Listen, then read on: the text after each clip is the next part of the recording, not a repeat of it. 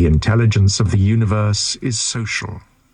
Accordingly, it has made the inferior things for the sake of the superior, and it has placed the superior in harmony with one another.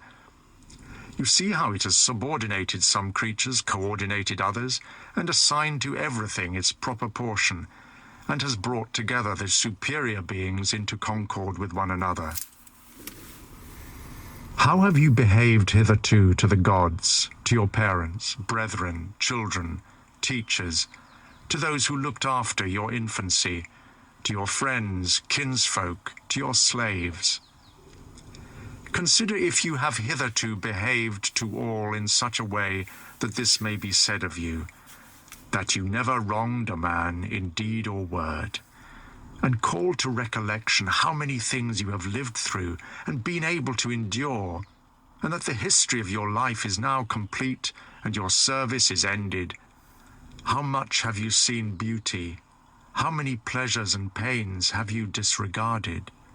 How much honor and glory have you spurned? And to how many unkind folk have you shown kindness? Why do unskilled and ignorant minds disturb him who has skill and knowledge? Well, what is the mind that has skill and knowledge? It is the mind that knows beginning and end, and knows the reason which pervades the world and administers the universe through all time by fixed periods or cycles. Soon, very soon, you will be ashes, or a skeleton, just a name, or not even a name. And any such name is but sound and echo. And the things which are much valued in life are empty and rotten and trifling, and like little dogs biting one another, and little children quarreling, laughing, and then straightway weeping. But fidelity and modesty and justice and truth are fled, up to Olympus from the wide-spread earth. What then is there that still detains you here? If the objects of sense are always changing and never stand still, and the organs of perception are dull and easily receive false impressions, and the poor soul itself is an exhalation from blood, and if to have good repute amidst such a world as this is an empty thing, why then do you not wait in tranquillity for your end, whether it is extinction or removal to another state?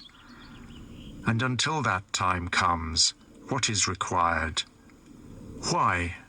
What else than to venerate the gods and bless them, and to do good to men, and to practice tolerance and self-restraint? But as to everything which is beyond the limits of our poor flesh and breath, to remember that this is neither your own, nor in your power. You can pass your life in an equable flow of happiness, if you can go by the right way, and think and act in the right way.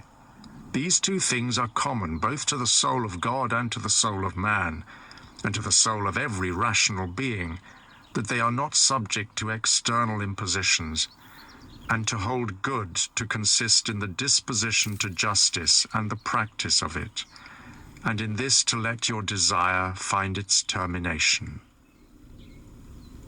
If this is neither my own ill-doing, nor an effect of my own ill-doing, and the common good is not injured, why am I troubled about it?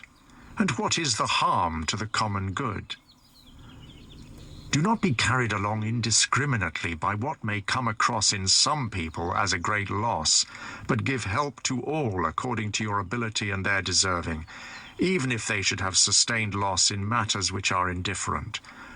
On the other hand, do not take such a felt loss to be necessarily a real loss, which is a bad habit of thinking. But just as the old man in the play, when he leaves, asks for the return of his foster child's top, whilst remembering that it is merely a top, so also should you in this case.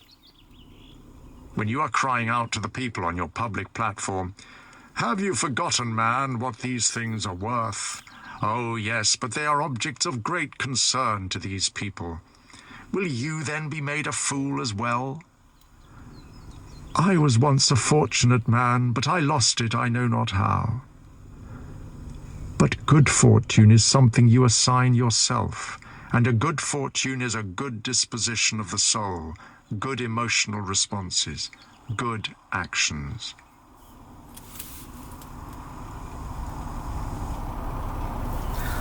This was from the book Meditations by Marcus Aurelius, one of the greatest, if not the greatest, Stoic philosophers. He was an orphan and he became the emperor of Rome. Not just that, but one of the 5 good emperors. He was really a good man. You see, this philosophy is not just to be kept in your mind, it's practical. It teaches you how to live and die with dignity. Thank you. Have a good night.